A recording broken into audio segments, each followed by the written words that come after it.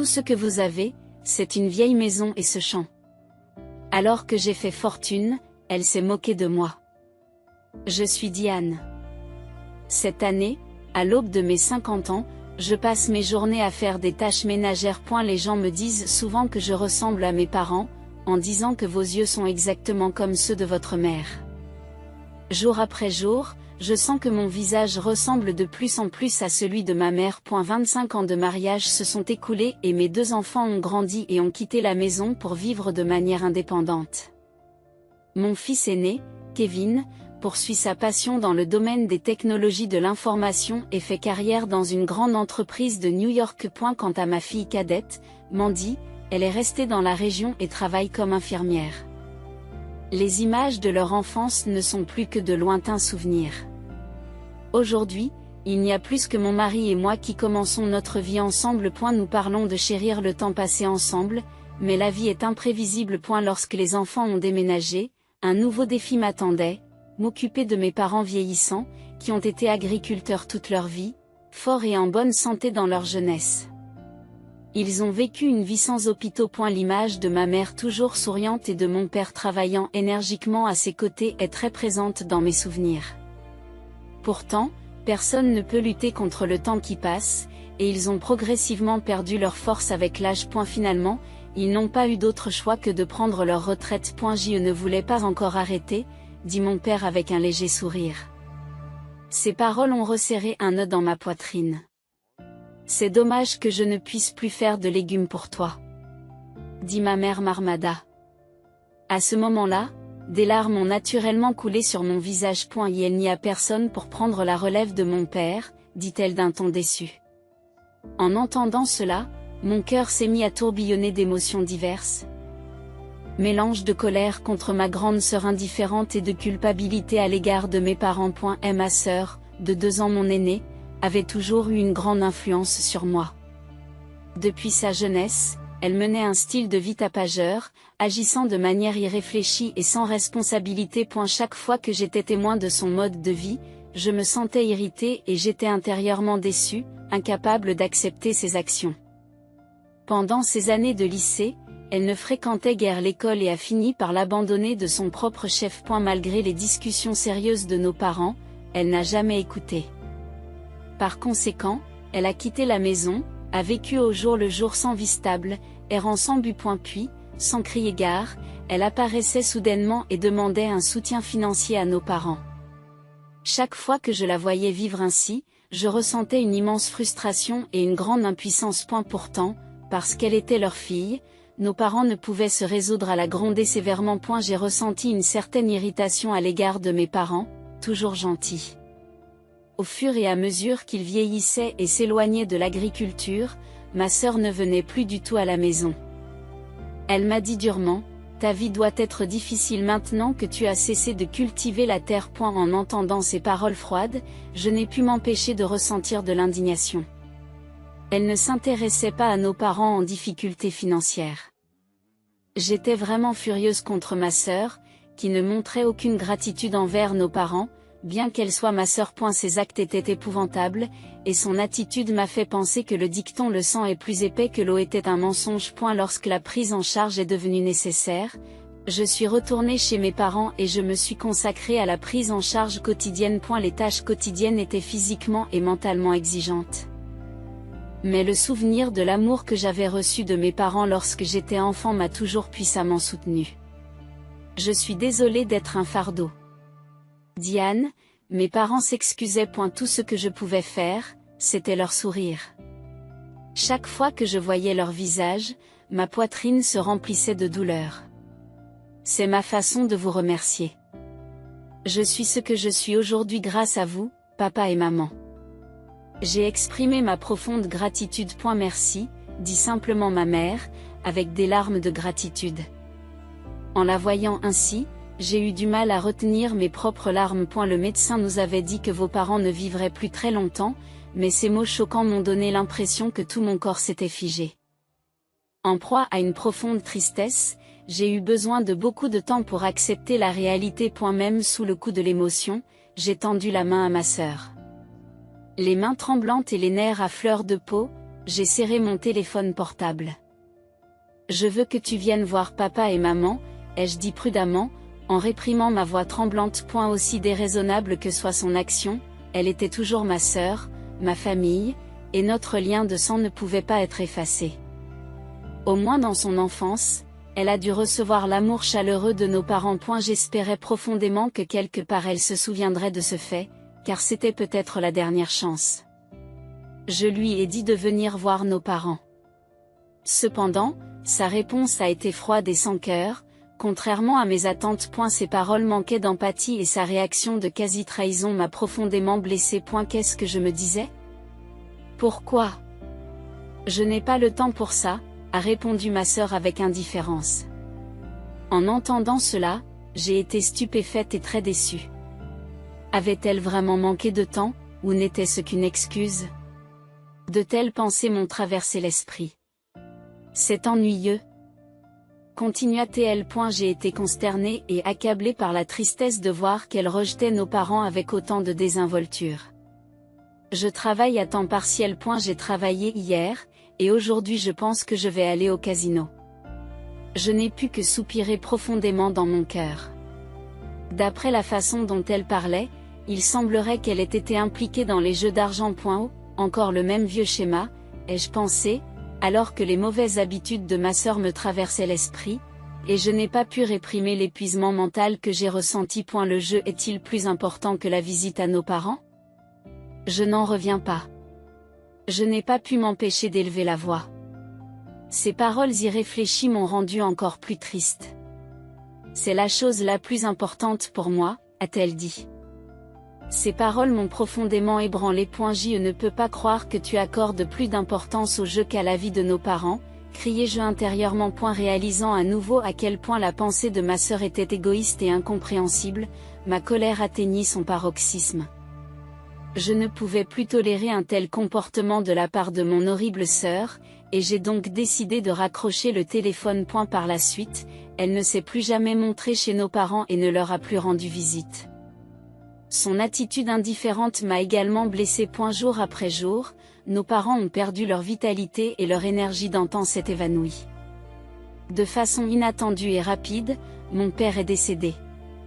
Et le lendemain, ma mère a tranquillement rendu son dernier souffle. Ils sont morts à un jour d'intervalle, après s'être soutenus l'un l'autre jusqu'à la fin. Leur présence aimante et l'immense sentiment de perte m'ont été précieux. Après avoir fini de pleurer, j'ai affronté les journées chargées qui m'attendaient. Dans une réalité où même le deuil semblait luxueux, je n'ai pas pu m'empêcher d'esquisser un sourire en coin. Et la préparation des funérailles simultanées des deux parents était plus chargée que je ne l'avais imaginé. Un air froid, chargé de tristesse, circulait dans tous les coins de la maison. Pendant cette période difficile, non seulement mon mari m'a soutenu fermement, mais mes enfants m'ont aussi aidé activement. Grâce à leur coopération, j'ai réussi à surmonter cette épreuve, remplie d'une profonde gratitude envers ma famille. Idéalement, j'aurais dû discuter de l'organisation des funérailles avec ma sœur, mais elle était introuvable. Étrangement, la maison semblait plus sombre sans elle. J'ai réussi à la contacter, mais je n'ai reçu qu'une réponse indifférente. L'enterrement?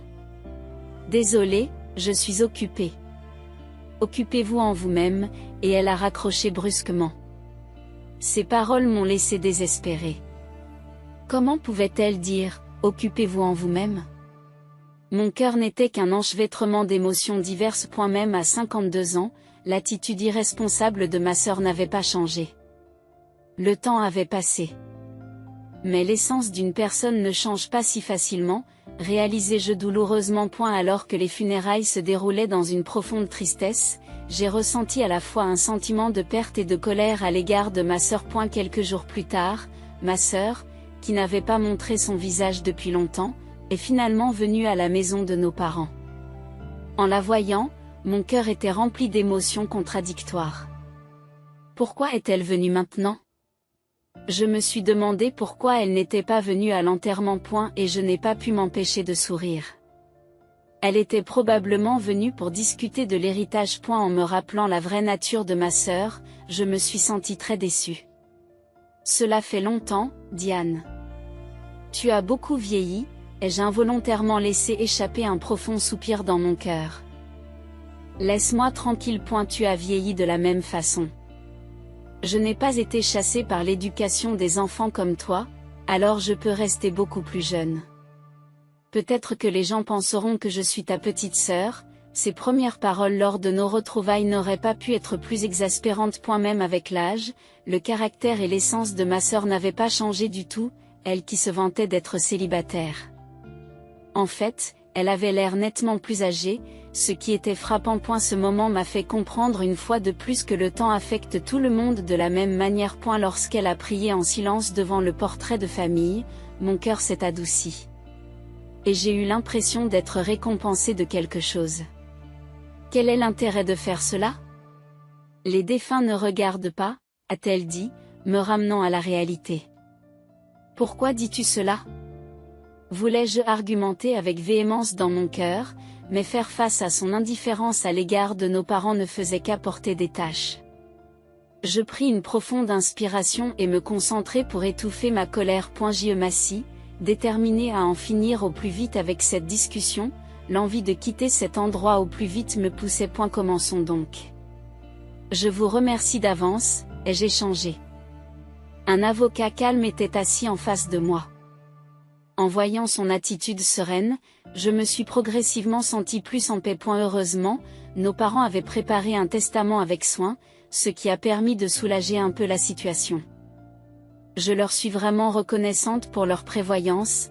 Le moment de briser le sceau sur le testament était venu. Et ma sœur m'a demandé en plaisantant à moitié, en déchirant l'enveloppe avec vigueur. J'étais abasourdie par son geste. Calmez-vous un peu, dis-je en haussant le ton. L'atmosphère s'est encore tendue. L'avocat s'est lui aussi mis à lire le testament d'un air un peu perplexe. Ces paroles ont résonné dans toute la pièce. Selon le testament, ma sœur a reçu une somme d'argent considérable. Bien que j'ai hérité de la maison familiale et des sentiments que nos parents avaient cultivés sans relâche, cette révélation a suscité en moi un mélange d'émotions. En entendant cela, ma sœur s'est exclamée, « Vraiment, c'est fantastique !» Et elle a éclaté de rire. Son rire a résonné dans la pièce silencieuse et m'a semblé déplacé. C'est ça, l'argent? Waouh, 300 000 $ sur le compte en banque? C'est incroyable. Ils ont gagné plus que je ne le pensais, s'exclame ma sœur, surprise. Alors qu'elle fixait le livret de banque, la lueur d'avidité dans ses yeux m'a donné la chair de poule. En effet, la somme était considérable. Penser à la façon dont nos parents avaient accumulé une telle richesse grâce à un travail acharné me remplissait de douleur. Pour ma sœur, qui menait une vie irrégulière et n'avait jamais eu d'emploi stable, cette somme était comme un cadeau du ciel. En observant sa réaction exubérante, j'ai commencé à m'inquiéter. Moi aussi, j'étais surprise que nos parents aient laissé une telle somme. Connaissant leur mode de vie frugal, c'était un choc. Ils avaient consacré leur vie à l'agriculture, ne s'intéressant guère à d'autres plaisirs. Le fait de penser à leur vie simple et dévouée m'a donc rempli de sentiments contradictoires. Le contraste entre leur vie modeste et le fruit de leur travail m'a laissé des émotions profondes et complexes. Qu'en est-il de Diane? Demanda ma sœur, toujours en riant sans cesse, jaugeant ma réaction. Son visage n'avait plus rien d'ancien. Et la lenteur derrière son sourire était évidente. Bien qu'elle connaisse le contenu du testament, elle me dit nonchalamment, « La maison et le champ sont la part de Diane. » Je suis vraiment surpris et je ris à gorge déployée. À ce moment-là, la colère bouillait en moi, son rire résonnait douloureusement à mes oreilles, bien que je me sois répété de rester calme. La colère tourbillonnait à l'intérieur de moi. Je comprenais que me laisser emporter par mes émotions n'améliorerait pas la situation. Mais même ma rationalité était mise à l'épreuve. Tout ce que tu as, c'est une vieille maison dans ce champ, alors que j'ai fait fortune, se moqua-t-elle de moi. Ma sœur m'a raillé, et à ce moment-là, j'ai eu l'impression que j'allais m'évanouir. Le sang me monta à la tête sous l'effet de la colère, mais je parvins à me contenir et à étouffer mes sentiments de frustration. La dispute ne résoudrait rien. J'ai pris une grande inspiration et je me suis calmé. Et la maison et le champ dont j'avais hérité pouvaient sembler modestes comparés à la somme importante reçue par ma sœur, mais je sentais au fond de moi qu'il ne s'agissait pas seulement d'une question d'argent. Mes parents m'avaient confié cette terre et cette maison, l'histoire de notre famille, en pensant que je la chérirais, déterminée à protéger ce précieux héritage. Je me suis encouragée. Je n'ai cessé de répéter des affirmations intérieures pour contrôler mes émotions. Reste forte, moi. Je comprenais mieux que quiconque la profondeur de l'amour de nos parents. Cet amour avait une valeur qui ne se mesurait pas en argent. Et j'en ai vraiment hérité. Il est vrai que la fille aînée bénéficie d'un traitement spécial. Et comme j'ai été particulièrement favorisée, je peux comprendre les sentiments de nos parents, remarqua ma sœur. Je souris intérieurement à ces paroles. Après avoir fini de rire, elle a balancé avec désinvolture le livret de banque devant moi, ce qui m'a ramené à une tristesse fugace de son enfance. Eh bien, je vais l'emporter avec moi. Je veux éviter tout problème concernant le partage de l'héritage plus tard, poursuit-elle, son calme étant légèrement trahi par l'urgence. L'avocat avait déjà préparé les documents nécessaires et ma sœur les a signés avant de partir. En la regardant partir, mon cœur était rempli d'émotions tumultueuses. Une fois ma sœur hors de vue, j'ai crié de ne plus jamais remettre les pieds dans cette maison. Mes propres actions ressemblaient à une scène d'une comédie farfelue. Ironiquement, j'ai décidé d'effacer sa présence de ma mémoire. Pourtant, en me disant cela, la question de savoir si je pouvais vraiment oublier une sœur avec laquelle je partageais du sang, continuait à couver au fond de mon cœur. C'était probablement notre dernier adieu. Bien que je me le sois dit, cette pensée a provoqué un sentiment de constriction dans ma poitrine, un sentiment de solitude. Pourtant, je me rassurais en me disant qu'il était préférable de mettre un terme à une relation aussi toxique. L'agriculture ? Ah ! Devant la terre héritée de nos parents, il y a eu des moments où je n'ai pas su comment procéder.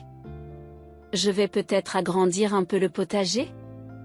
Me suis-je déité ? Je m'encourageais tout en réfléchissant à ce que je pouvais faire. Ce champ n'était pas n'importe quel champ, c'était un héritage précieux rempli des années d'efforts et d'amour de mes parents. J'ai commencé à penser qu'il y avait un sens à cultiver quelque chose et à en exploiter la valeur. Lorsque j'ai fait part de ces réflexions à mon mari, il a tout de suite été d'accord. Rempli de gratitude à son égard, je me suis sentie soutenue lorsqu'il m'a dit « C'est le champ que tes parents ont chéri. Je te soutiendrai. » Ces encouragements m'ont aidé à prendre la décision d'aller de l'avant sans hésitation. J'ai commencé à apprendre comment prendre soin de ce champ longtemps négligé auprès d'un agriculteur, qui était un ami de mon père, et j'ai commencé le travail.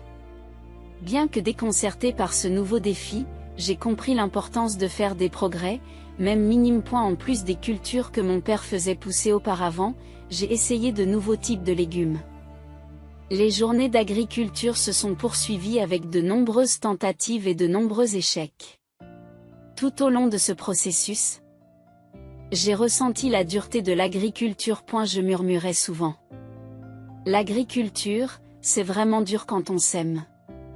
Certes, j'avais une certaine expérience de la culture de légumes à la maison, mais ce défi était d'un tout autre ordre. Chaque jour, je me rappelais mes propres limites, l'immensité des champs et la difficulté de cultiver des plantes à des fins commerciales plutôt que pour la consommation personnelle. Comprendre les rigueurs d'une véritable agriculture a renforcé jour après jour mon respect et ma gratitude envers mes parents décédés. Et la revitalisation de la terre desséchée s'est avérée être une tâche plus difficile que prévu, mais mes efforts quotidiens et diligents ont progressivement commencé à porter leurs fruits. Il n'a pas été facile de trouver les cultures adaptées au sol et cela a été très difficile. Après de nombreux échecs, j'ai fini par identifier les cultures qui convenaient aux conditions. Je suis resté vigilant lors des changements de saison et j'ai lutté contre les insectes et les oiseaux. La lutte contre la nature était parfois presque déchirante. Et il ne s'agissait pas seulement de cultiver, il fallait constamment penser à des moyens de protéger les cultures et trouver des solutions appropriées à des problèmes inattendus. Malgré de nombreux revers et échecs, je persévérais inlassablement. Lorsque ma sœur, qui vit dans le luxe, m'a dit avec condescendance au téléphone, « Tu t'en sors bien. Moi qui suis riche, je ne pourrais jamais faire cela » et elle m'a insulté. La colère monta en moi, troublant une fois de plus mon cœur. Je ne sais pas comment elle a appris que j'étais agriculteur, mais elle m'a contacté. Son attitude était toujours aussi exaspérante et chaque mot m'irritait. Je n'avais même pas l'énergie de discuter avec elle. Je me disais simplement qu'il fallait l'oublier. Je n'étais pas sûre de pouvoir l'oublier vraiment, et cette incertitude me troublait. Étrangement, ma colère envers elle alimentait mon énergie, me permettant de me plonger dans l'agriculture. L'achat de machines agricoles d'occasion a nécessité une somme d'argent importante. Mais j'ai considéré qu'il s'agissait d'un investissement nécessaire et j'ai décidé d'utiliser mes économies pour faire cet achat. J'investis dans l'avenir, me répétais-je, c'est ton argent que tu as économisé, il n'y a pas de problème. Mon mari m'a assuré que sa générosité me remplissait d'une profonde gratitude. En fait, il s'agissait de l'argent que j'avais économisé avec diligence grâce à l'argent de poche qu'il me donnait. Techniquement, c'était son argent. En y pensant, je me sentais un peu coupable, mais il me soutenait sans souci et son attitude m'a ému aux larmes. Ma gratitude à son égard s'est renouvelée. Et je me suis retrouvée à nouveau attirée par lui. J'ai vraiment choisi quelqu'un de bien, me disais-je à voix basse. Les enfants ont également fait des recherches actives sur l'agriculture sur l'internet et ont partagé leurs connaissances avec moi. J'étais vraiment reconnaissante à ma famille pour ces actions. Les agriculteurs locaux, que mon père connaissait depuis des années, ont également fait preuve d'une incroyable gentillesse et n'ont pas ménagé leurs efforts pour m'aider. Soutenue par l'aide chaleureuse de ces personnes autour de moi, je ressentais chaque jour une gratitude sincère. Sans ma sœur irritante, je pourrais me consacrer entièrement à l'agriculture. J'ai décidé de l'effacer de ma conscience et j'ai avancé d'un pas ferme dans ma nouvelle entreprise. Ce qui n'était au départ qu'un simple hobby agricole était devenu, sans que je m'en rende compte, une partie importante de ma vie. Et je m'y suis sérieusement investie. Au fil du temps, j'ai vraiment senti que j'étais la fille de mes parents et j'ai exploré cette voie en profondeur. J'ai ressenti une légère fierté et une satisfaction dans cette prise de conscience. Enfin, je l'ai accompli. Les efforts de longue haleine ont porté leurs fruits et une vague d'émotion a jailli en moi. J'ai été émue et bouleversée par la première récolte de ce champ. Cette sensation m'a fait chauffer les yeux d'émotion. Et même si le rendement était faible par rapport aux légumes que mes parents cultivaient autrefois, le fait d'avoir cultivé moi-même ces résultats m'a procuré un profond sentiment d'accomplissement. C'était suffisant. Même si les résultats n'étaient pas mirobolants, je me rassurais sans cesse sur l'importance de ce que j'avais accompli et je ressentais l'impact d'avoir fait un grand pas en avant. Un vieil homme qui travaillait dans l'agriculture depuis des années m'a dit, « Eh bien, on ne dirait pas que c'est la première fois que tu fais ça, tu es très bon dans ce domaine. » Ces paroles chaleureuses m'ont fait chaud au cœur. Non, j'ai vieilli moi-même, pensais-je avec un sourire d'autodérision. Pourtant, son apparence vieillie me rappelait un peu mon père, et j'en étais profondément ému. Un compliment de la part de quelqu'un qui aimait l'agriculture comme mon père, c'était comme un encouragement de la part de mon père lui-même. Et j'ai ressenti une nostalgie mêlée de solitude. Si tu revoyais ton engrais et ton arrosage ? Essayez peut-être l'engrais que votre père avait l'habitude d'utiliser, a suggéré le vieil homme expérimenté. En écoutant ces conseils, je me suis rendu compte qu'il me restait encore beaucoup à apprendre. Sur la base de ces précieuses informations, j'ai décidé de m'efforcer de m'approcher des riches saveurs des légumes que mes parents produisaient autrefois. Mon amour pour mes parents se traduisait par mes efforts en matière d'agriculture. Mes efforts portaient peu à peu leurs fruits et le champ se transformait lentement. Chaque fois que je voyais les cultures pousser, ne serait-ce qu'un peu, je ressentais une grande joie intérieure. Ce qui avait commencé son travail dans un coin du champ avait fini par couvrir toutes les parcelles. L'ampleur du changement m'a surpris moi-même. Jour après jour, alors que j'expérimentais diverses cultures, j'ai répété les échecs et les succès. Chaque jour était rempli de nouvelles découvertes et d'un apprentissage continu. Peu à peu, mes compétences agricoles se sont améliorées et la qualité des légumes que je pouvais produire s'est considérablement accrue.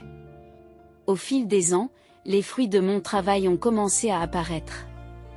C'est incroyable, une autre année généreuse. Merci, comme toujours, les mots de gratitude de mes acheteurs me font bondir le cœur. La joie de répondre à leurs attentes et la satisfaction d'être reconnu me comble encore plus. Nous sommes impatients d'en connaître d'autres. L'espoir et le sens des responsabilités pour l'avenir ont fleuri en moi. Je vous remercie. Je me réjouis de poursuivre notre partenariat. J'étais rempli de gratitude. Les légumes que je cultive dans mon champ ont atteint un niveau tel qu'ils peuvent être vendus. La terre que mes parents chérissaient me permet aujourd'hui de gagner ma vie. Nous avons également trouvé des marchands avec qui commercer, bien que ce soit graduel. Ce commerce commence à prendre forme. Un jour, on m'a demandé de participer à un projet spécial intitulé « Comment une femme au foyer a réussi à se lancer dans l'agriculture ». J'ai été un peu déconcerté par cette proposition soudaine, mais le fait d'apprendre que les légumes que je cultive sont devenus populaires localement a ajouté à ma surprise. Cependant, cette réussite n'est pas la mienne. Elle existe grâce au soutien et au conseil de nombreuses personnes. J'ai pu continuer à cultiver, surtout grâce à la sagesse que mon père m'a léguée. Les enseignements de mon père sont toujours présents dans mon cœur et j'éprouve un profond sentiment de gratitude. Cependant, je ne suis pas satisfait de mes réalisations. Je ressens l'importance d'évoluer et de viser plus haut, même si je passe lentement mes journées. Je suis encore loin de créer la saveur ultime que mon père a atteinte, et ma poursuite de cet idéal semble sans fin. J'étais fermement décidé à redoubler d'efforts quand soudain, une voix venue d'un passé oublié a résonné dans ma tête en même temps que le cri. Qu'est-ce que c'est que ça? J'ai sursauté involontairement. Une peur froide m'envahit. Alors que je me dirigeais vers le champ, une voix dont je n'aurais pas dû me souvenir m'appela par derrière. C'était ma sœur, que je n'avais pas vue depuis longtemps. Ma sœur. Combien d'années se sont écoulées depuis notre dernière rencontre? Je pouvais sentir le temps passer, même si je pouvais la reconnaître grâce aux faibles traces de son ancienne identité. La personne devant moi avait beaucoup changé. Son apparence avait remarquablement vieilli. Elle avait l'air si différente que c'était comme si elle était quelqu'un d'autre, au-delà du simple fait de vieillir. Tu as beaucoup vieilli. J'ai été étonné par mon propre commentaire qui s'est échappé. Laisse-moi tranquille. Cela n'a rien à voir avec toi. Sa réaction inchangée fit naître en moi une complexité de sentiments. Remarquant mon regard, elle fronça soudain les sourcils et hurla. Voir son visage en colère me rappela des souvenirs, et je me sentis même un peu nostalgique. Cependant, cette expression ne m'effrayait plus. Au contraire, la scène était presque comique, et je dus lutter pour me retenir de rire. Pourquoi cette visite soudaine? Je ne pensais pas qu'on se reverrait un jour, dis-je en essayant de rester calme. Mais j'étais intérieurement secoué. Pourquoi ma sœur, qui n'était pas venue dans notre maison familiale depuis de nombreuses années, était-elle soudainement apparue ici? Qu'est-ce que c'est? A-t-elle demandé à voix haute en désignant la maison derrière moi? Je n'ai pas pu cacher ma confusion. Qu'est-ce que tu veux dire? C'est la maison dans laquelle vivaient nos parents, dis-je en énonçant l'évidence, mais mon cœur était troublé. Ce n'est pas ce que je veux dire. Elle n'était pas aussi belle avant. Elle était beaucoup plus ancienne.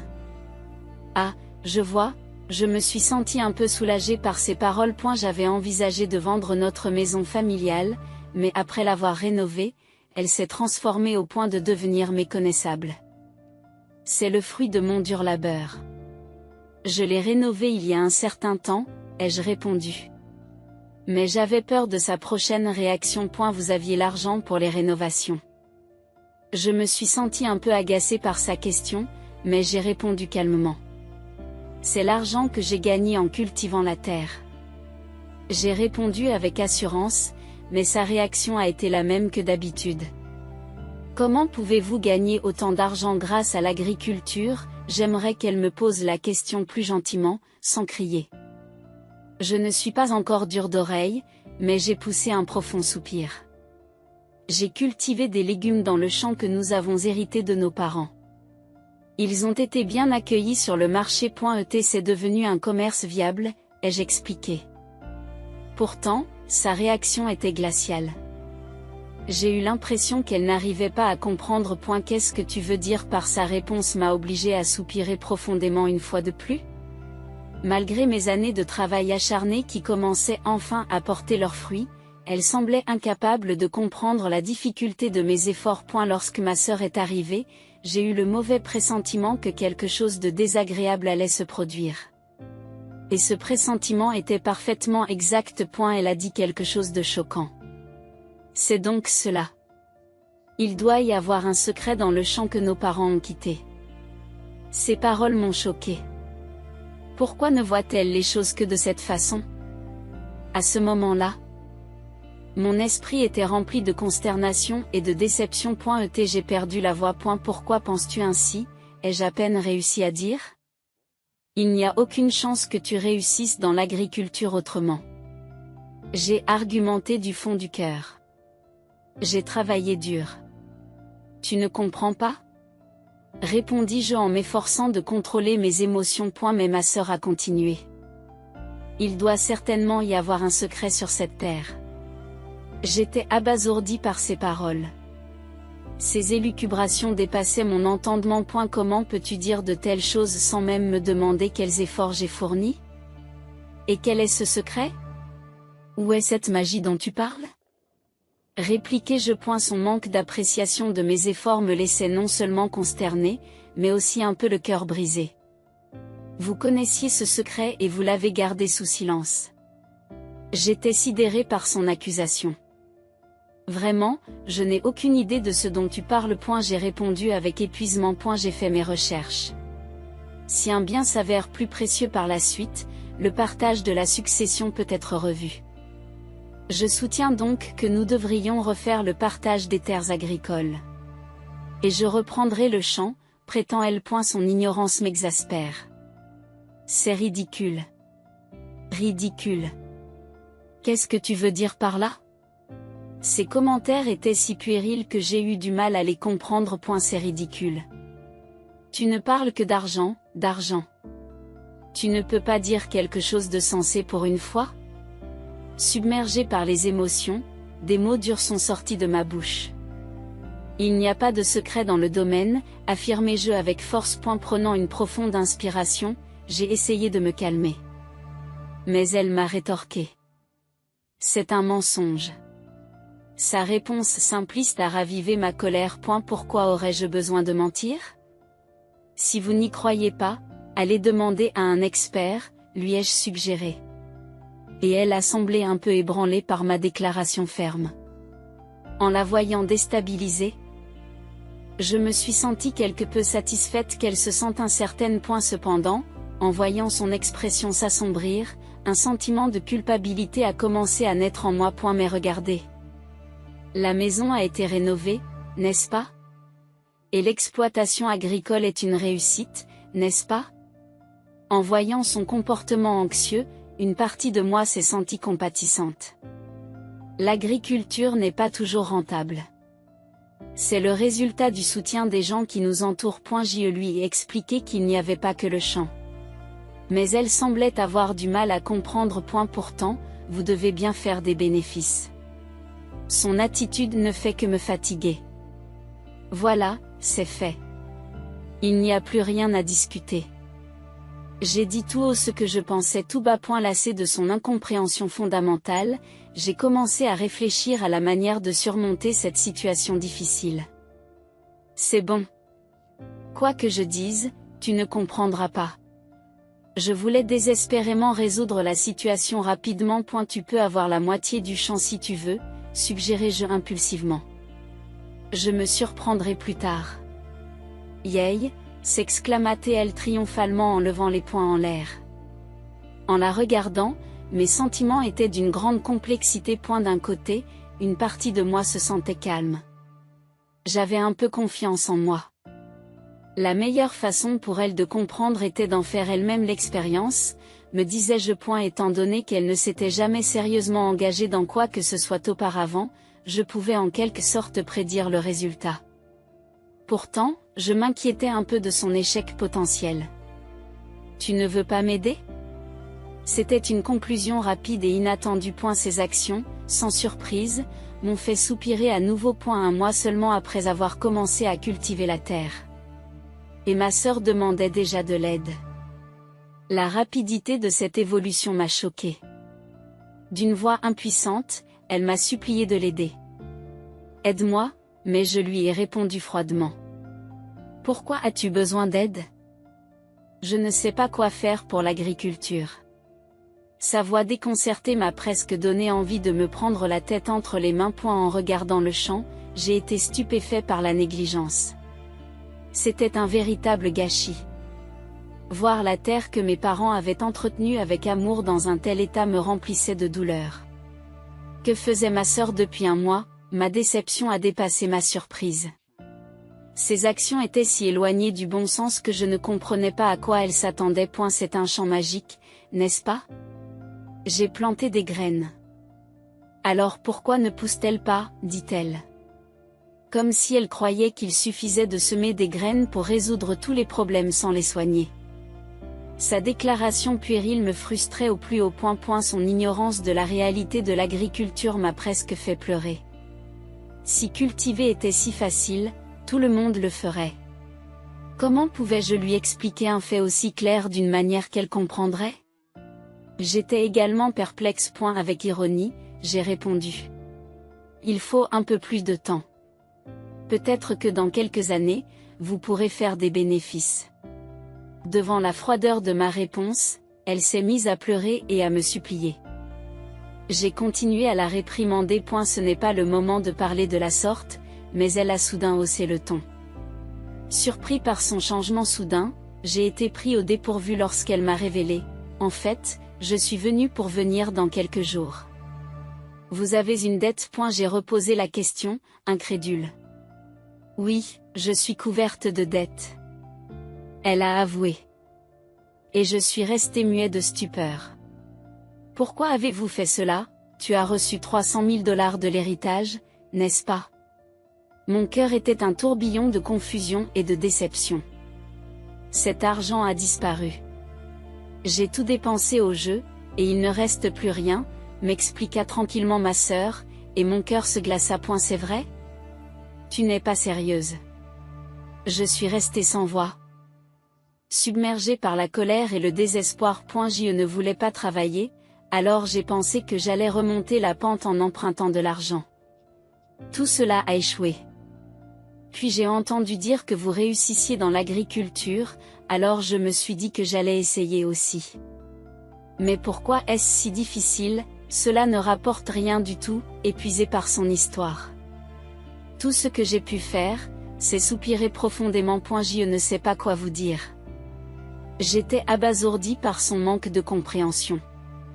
Alors que je soupirais au plus profond de mon cœur, j'ai ressenti le vide de cette conversation. Et la prise de conscience que ma sœur avait dilapidé le précieux héritage de nos parents en quelques années seulement m'a rempli d'indignation et de déception. Et la culpabilité envers nos parents pour ces actions imprudentes s'est resserrée autour de mon cœur, en pensant que vous pouvez facilement faire du profit avec l'agriculture. Comment peut-on être aussi naïf ? J'étais stupéfaite de mon propre dégoût. Ce n'est pas une blague, criai-je intérieurement, me sentant à bout, incapable de contenir ma colère, ma voix devenant de plus en plus sévère. S'il te plaît, Diane, je t'en supplie. Aide-moi, a supplié ma sœur d'un ton désespéré. Ces mots m'ont ébranlé, mais j'ai pris une profonde inspiration pour garder mon sang-froid. Je suis désolée, je ne peux pas t'aider, dis-je clairement. Surpris par ma propre décision, j'étais pourtant confiant dans mon choix. Nous étions une famille. Mais je ne ressentais plus le désir de l'aider. Toutes les émotions que j'avais retenues ont soudain surgi. Si ma sœur avait montré une quelconque volonté de résoudre les choses elle-même, j'aurais peut-être réagi différemment. J'y aurais peut-être réfléchi davantage si j'avais eu l'espoir qu'elle le fasse. Mais en fin de compte, elle a toujours cherché l'aide des autres et n'a jamais essayé de se débrouiller seule. Cette réalité m'a profondément déçu. Et ne voyant aucune initiative de sa part pour changer, j'ai réalisé que je ne pouvais plus avoir d'attente. Son comportement constamment égocentrique a aggravé mon désespoir. S'il te plaît, peux-tu me prêter un peu d'argent ? implore-t-elle désespérément. Alors que je décidais de m'éloigner du champ, laissant ma sœur derrière moi, mon cœur était en proie à un tourbillon d'émotions. Je ne voulais pas savoir ce qu'il adviendrait d'elle après cela. Je ne voulais plus rien avoir à faire avec elle. Pourtant, lorsque j'ai entendu des rumeurs selon lesquelles elle était poursuivie par des agents de recouvrement, une partie de moi a ressenti une légère douleur. Mais sans plus de détails, je devais finalement accepter que sa vie lui appartienne.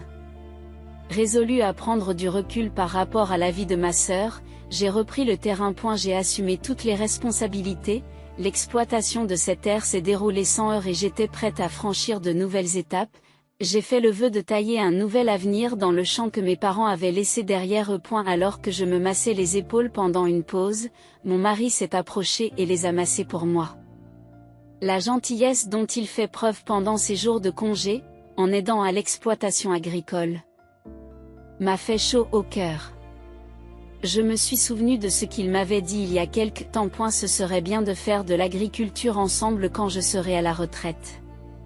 Ces mots ont résonné. Les larmes ont naturellement coulé. J'étais remplie de gratitude. Un nouveau chapitre de la vie avec mon mari était sur le point de commencer. Nos enfants commençaient également à s'intéresser à l'agriculture et pourraient nous rejoindre. Je sentais les liens familiaux s'approfondir de jour en jour. Cette maison et ce champ sont un trésor rempli de l'amour de mes parents. J'espère qu'ils sont heureux de savoir que je continue à protéger ce qu'ils chérissaient. En levant les yeux au ciel, je pouvais voir les visages souriants de mes parents. Maman, papa, je prendrai bien soin de ce champ. Regardez-moi. Je ferai pousser des légumes aussi délicieux que ceux que vous avez préparés.